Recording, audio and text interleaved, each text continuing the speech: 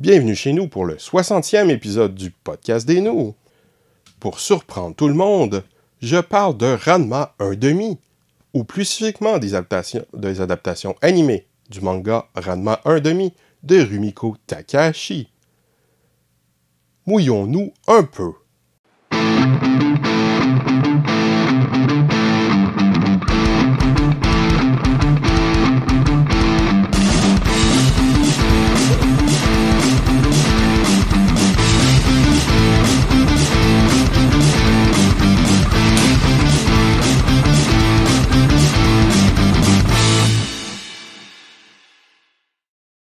Voici maintenant la chronique culturelle, parce que nous autres, on est culturés, man. Allô! Maintenant, je vais enregistrer le 60e épisode. Ouh! Cette semaine, nous allons parler de Ranma 1/2, ou plus précisément, des adaptations animées de Ranma 1/2. Comme précédemment pour Urusei Yatsura, j'ai de la difficulté avec le manga et je préfère l'anime. Mais j'ai bien plus lu le manga, notamment tous les volumes après la fin de la série de télévision. Comme on l'a vu précédemment, la série télé Urusei Yatsura s'est terminée quand l'équipe de transition vers l'adaptation d'un autre manga de la même auteure, Rumiko Takahashi, soit Maison Ikoku, un manga qu'elle a fait simultanément à Urusei Yatsura dans une autre revue. Contrairement à Maison Ikoku, la série Ranma 1/2 est très similaire à Urusei Yatsura, ce qui est normal puisque c'en est l'héritière directe, Ranma 1/2 succédant à Urusei Yatsura dans Shonen Sunday. La série débute comme une comédie plutôt sentimentale, avec un certain développement narratif, assez léger tout de même, mais évolue pour devenir une pure comédie à la Urusei Yatsura, toujours aussi fantaisiste, en remplaçant le côté science-fiction par les arts martiaux. Les pères de Ranma et Akane ont décidé de les fiancer pour assurer l'avenir de leur école d'arts martiaux. Les deux s'entendent visiblement très mal, mais sans se l'avouer, vont se mettre tranquillement à éprouver des sentiments l'un pour l'autre. À cela s'ajoute une toile de personnages secondaires, tous plus cinglés les uns que les autres, dont bon nombre éprouvant des sentiments pour Ranma ou Akane, ou entre eux, bien pire que le plus récent School Rumble. Et surtout, une malédiction qui transforme plusieurs personnages de la série à chaque fois qu'ils se font mouiller, comme Ranma, qui devient une fille, ou son père, qui devient un panda, suite à leur voyage dans les sources maudites de Josenkyo. Le succès de la série animée Maison Ikoku aura des impacts négatifs sur Ranma 1/2, qui est lancé alors que le manga est plutôt récent et n'a pas encore trouvé son public, et le dessin animé est diffusé initialement en heure de grande écoute, donc doté d'un budget plutôt conséquent pour la télévision, qui plus est arrivant en plein milieu de la saison télévisuelle avec assez peu de publicité. La première saison, bien qu'excellente, est un échec commercial. On interrompt donc quelque temps, histoire de virer du personnel, changer un peu le style, couper le budget et diffuser à des heures moins concurrentielles. La première saison, plutôt sentimentale et dotée d'une véritable intrigue, est vraiment bien, la plus appréciée des fans. Mais la haine de certains envers la suite me semble un peu abusive. Les changements n'ont, il me semble, provoqué qu'une évolution un peu plus brusque de ce que le manga a fait après avoir finalement trouvé son public, des filles un peu plus jeunes que les garçons visés initialement. La série est devenue moins suivie, plus anecdotique, avec de petites historiettes à la Urusei Yatsura, un petit côté mignon en plus. Et des arts martiaux invraisemblables, ne l'oublions pas. et le budget va tranquillement revenir avec le succès au fur et à mesure des saisons ultérieures. Il est vrai que l'adaptation va ajouter de nombreuses intrigues originales, mais je ne crois pas qu'elles soient nécessairement plus mauvaises que les historiettes créées par l'auteur elle-même. Comme dans l'épisode précédent d'Urusei Yatsura, nous allons présenter les épisodes qui nous semblent incontournables, soit parce qu'ils introduisent des personnages ou éléments utilisés dans la suite de la série, soit parce que ce sont mes épisodes favoris. J'aurais bien sûr assisté la majorité des épisodes des 2 premières saisons, quand la saison était relativement à suivre avec des histoires en quelques épisodes se suivant plus ou moins, avec une certaine évolution de leur relation entre les personnages. Je citerai certainement moins d'épisodes par la suite, mais cela ne signifie pas que la suite de la série soit mauvaise. Il y a tout simplement moins d'épisodes introduisant de nouveaux éléments, avec presque exclusivement des intrigues en un épisode, sans réel suivi.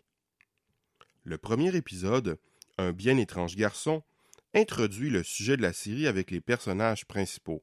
Ranma, Genma son père, Suntendo, l'ami d'enfance de Genma et ses 3 filles, Akane, Kazumi, la grande sœur qui agit comme une mère, et Nabiki, qui trouve toujours le moyen de se faire de l'argent. Les épisodes 2 à 4, Premier pour l'école, Coup de foudre ou coup de guerre, Ranma et Ranma, que de quiproquos envoient les personnages dans la vie régulière à l'école et introduisent le Dr Tofu, qu'Akane semble aimer, et surtout Kuno, un combattant à l'épée qui a poussé tous les étudiants voulant sortir avec Akane à l'attaquer pour lui déclarer ses sentiments. Il est plutôt stupide, riche héritier, et va tomber aussi amoureux de la version fille de Ranma, entraînant l'éternel gag du fait qu'il ne peut choisir entre Akane et Ranma version fille. C'est un personnage clairement dérivé de Mendo dans Urusei Yatsura, mais suffisamment différent pour le rendre intéressant et il est tellement drôle. Oui, Ranma et Ranma, que de quiproquos, c'est une traduction du titre japonais et non le titre français.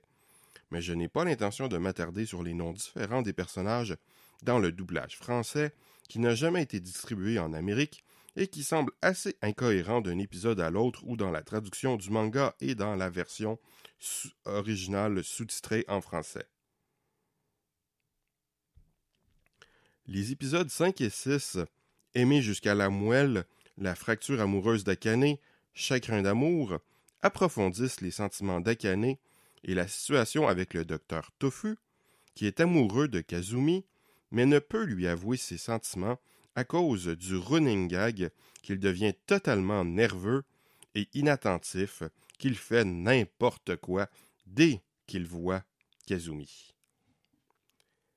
Les épisodes 7 à 10, Le voilà, l'éternel perdu, L'école est un champ de bataille, Ranma versus Ryoga, Livre blanc de jeune fille, les cheveux sont la vie d'une femme, Pipipi-chan, il est pas bien terrible, introduisent probablement mon personnage favori de toute la série, un autre jeune pratiquant d'arts martiaux qui en veut à Ranma et l'attaque quand il le trouve, mais se retrouve toujours perdu n'importe où à cause de son absurde manque de sens de l'orientation.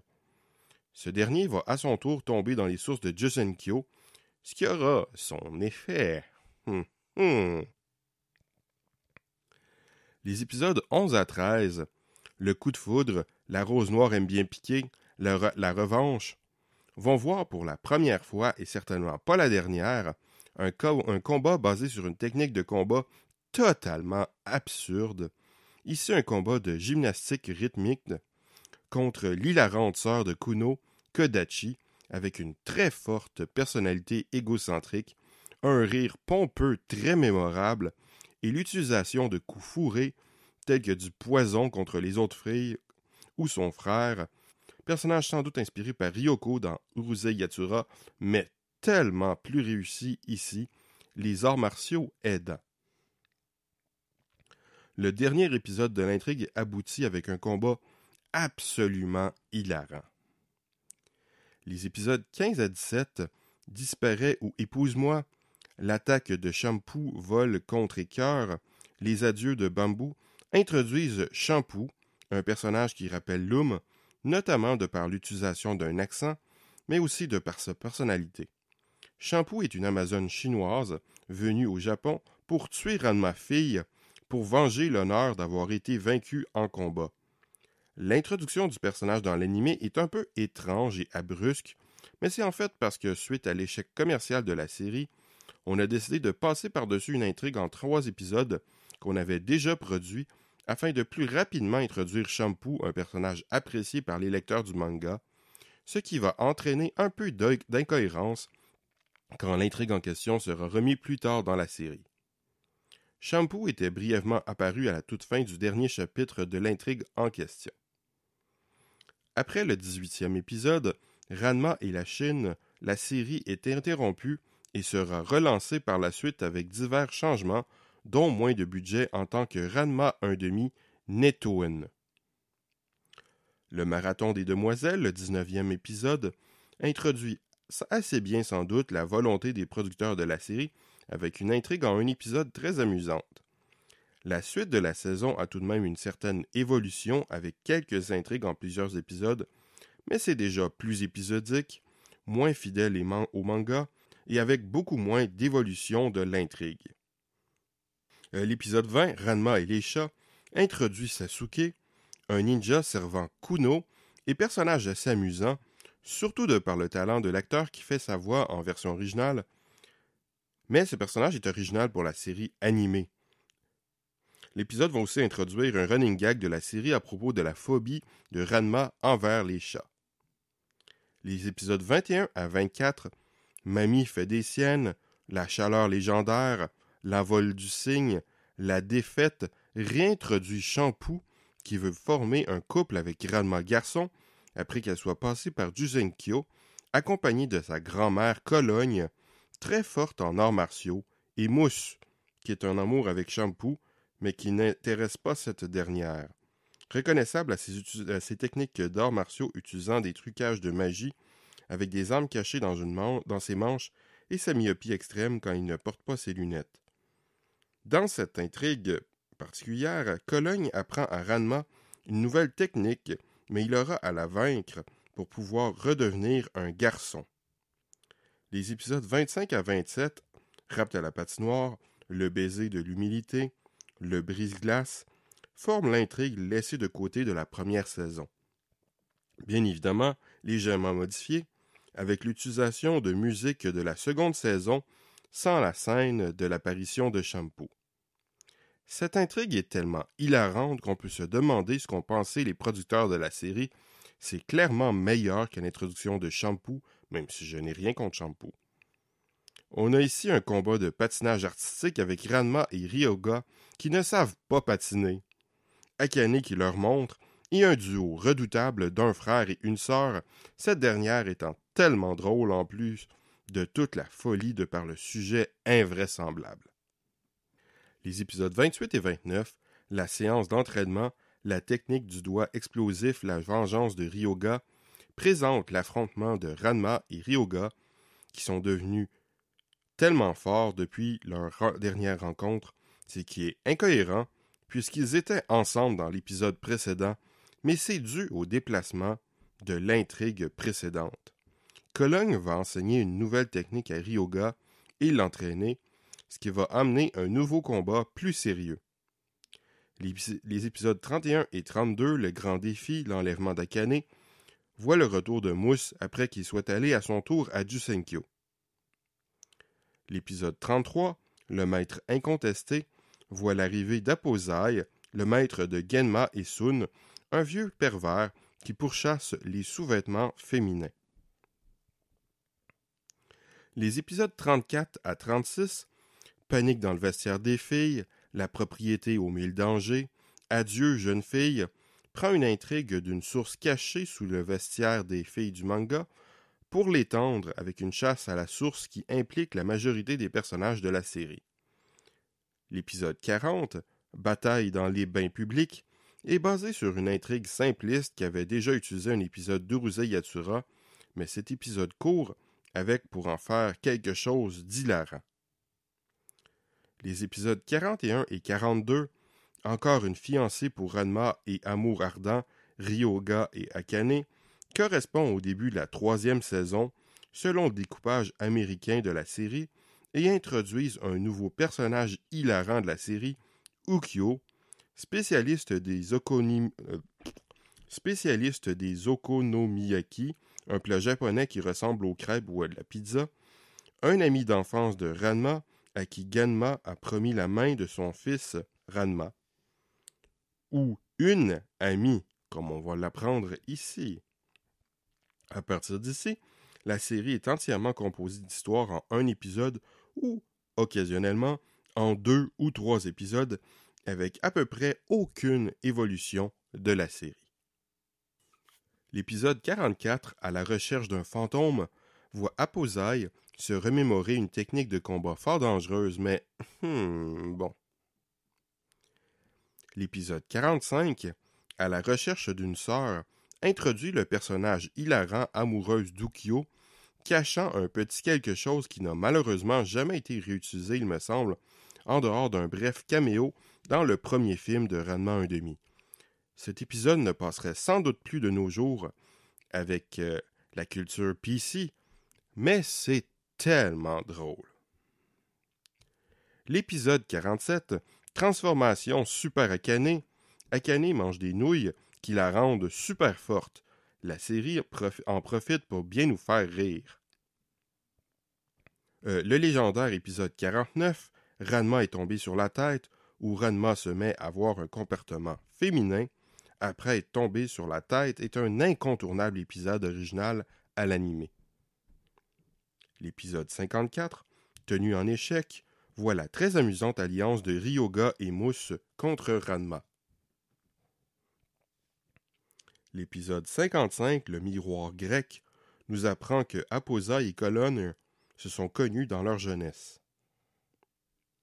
L'épisode 58, toute folle de lui, introduisent Lin Lin et Lan Lan, les petites cousines de Shampoo, des personnages originaux à la série animée qui vont inspirer bien plus tard Rumiko Takahashi, d'autres personnages de cousines un peu plus âgées, donc dangereuses, qu'on ne verra jamais dans l'animé. L'épisode 59, L'esprit en éveil, utilise une technique spéciale qui sépare en 2 personnes, Ranma garçon et fille, gentille et méchante. L'épisode aurait pu faire plus avec le concept, mais c'est très correct.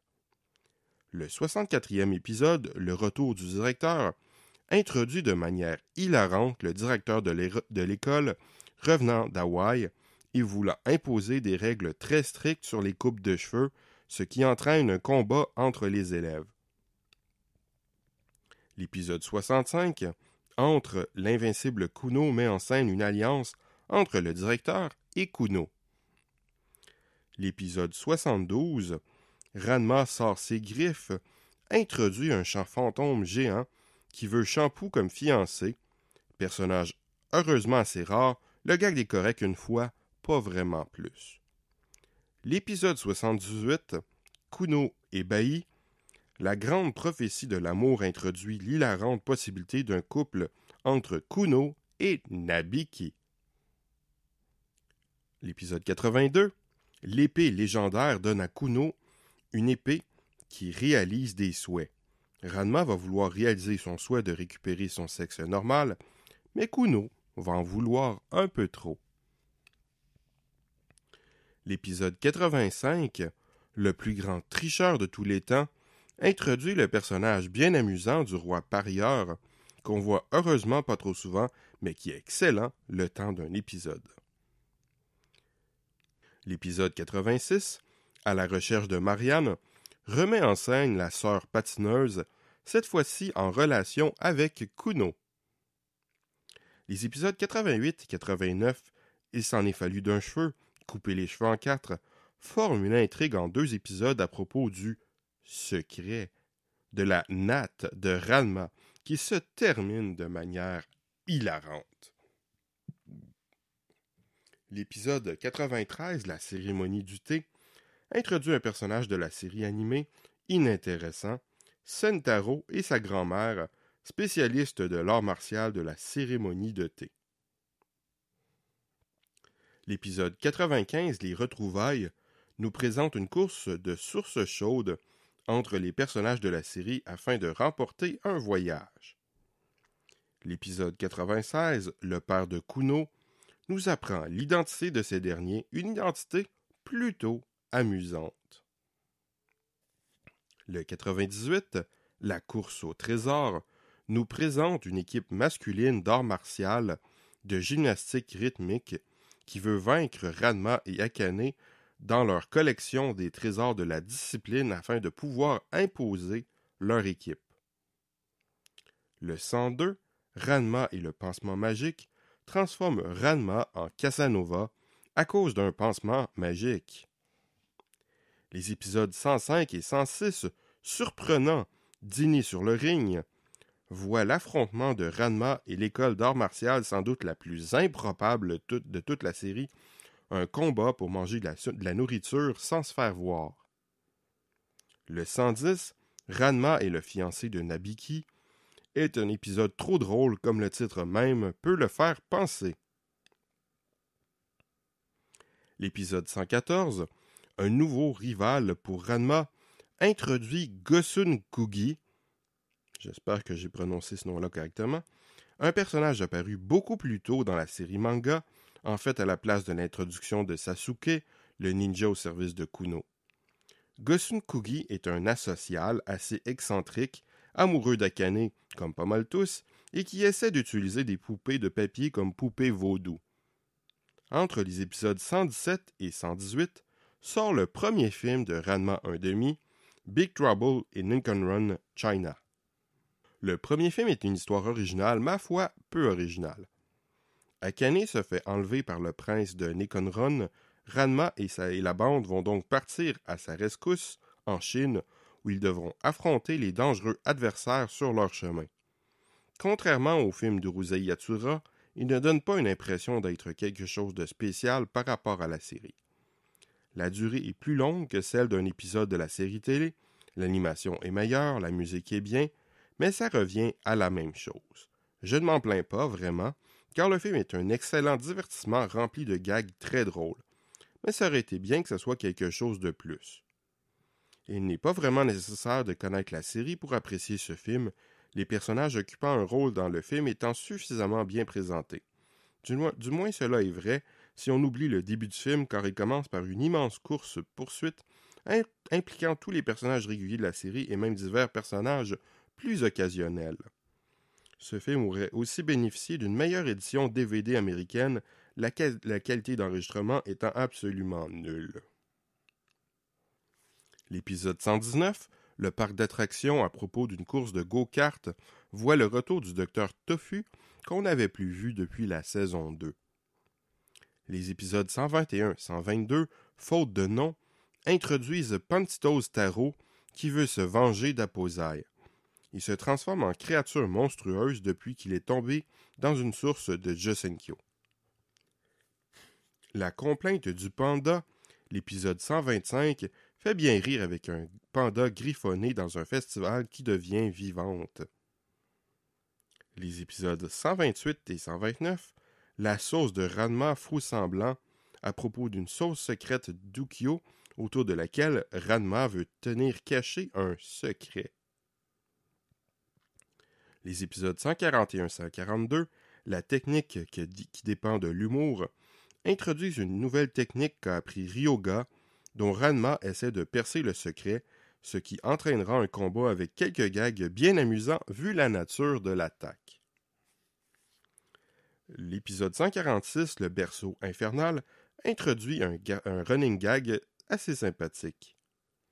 L'épisode 151, l'album manquant, voit un affrontement bien amusant entre Kuno et Kodachi sur un livre de photos réelles et truquées.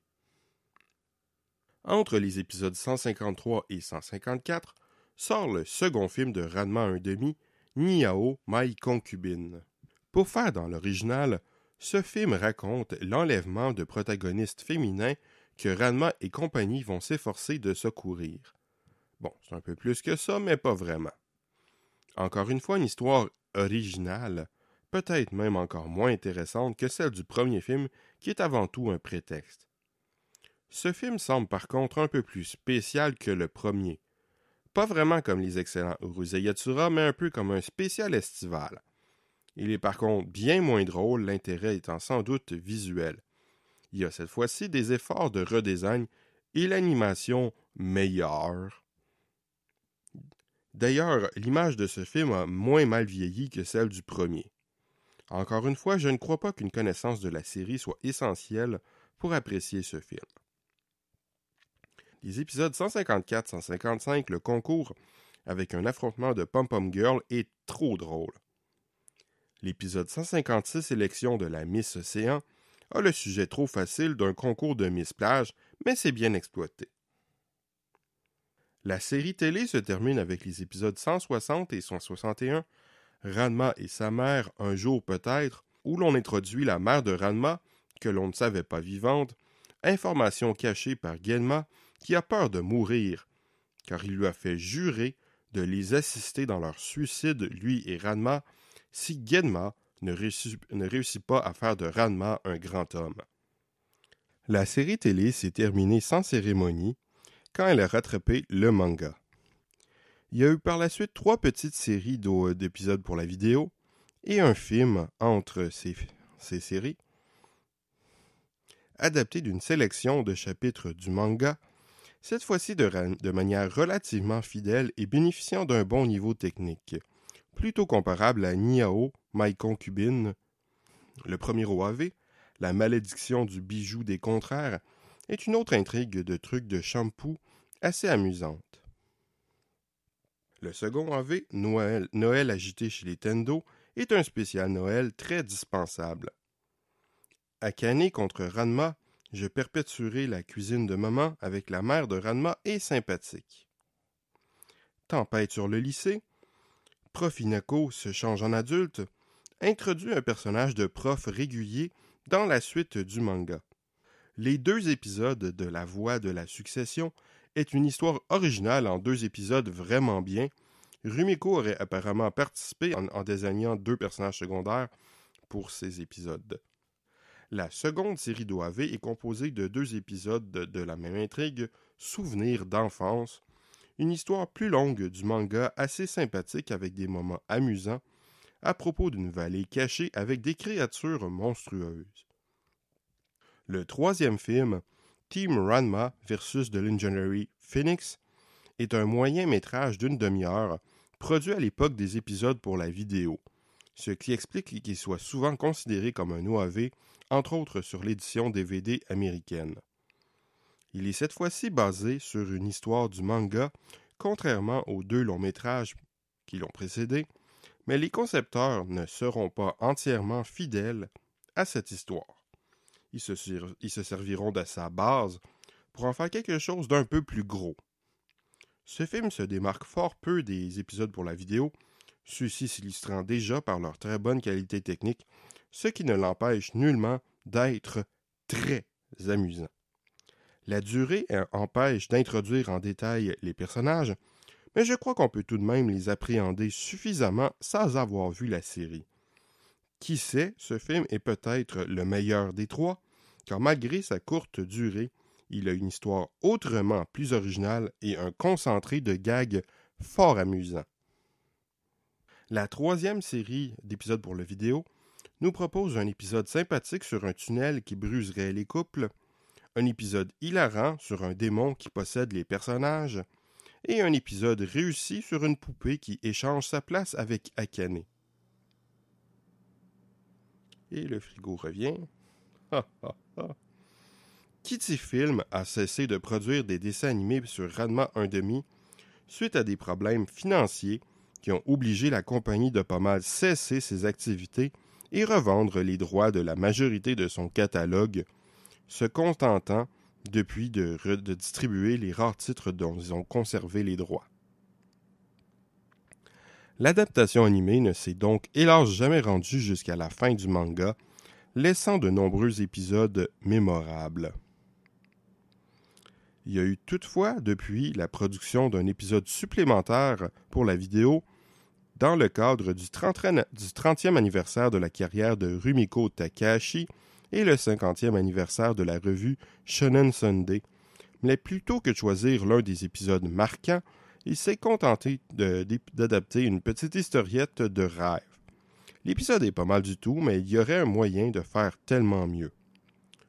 Pour ceux qui se souviennent de mon système de notes, qui est sur 5, je donne normalement un 5 sur 5 à une chef-d'œuvre, un 4 sur 5 à une œuvre qui se démarque particulièrement, un 3 sur 5 à un divertissement honnête, un 2 sur 5 sur une œuvre moyenne, un 1 sur 5 sur une œuvre mauvaise et un 0 sur 5 sur une nullité absolue, telle que le Noël que doit passer Trump. Est-ce que c'est vraiment si nul? Je ne sais pas, mais Trump est nul. Je ne sais pas si son Noël est nul, mais lui, il l'est. L'intérêt de la série est très variable d'un épisode à l'autre, mais en se basant seulement sur mes épisodes favoris, on aurait bien pu donner une note de 4 sur 5 à la série, mais dans les faits, elle se mérite sans doute plus un 3 sur 5. Au revoir et à bientôt!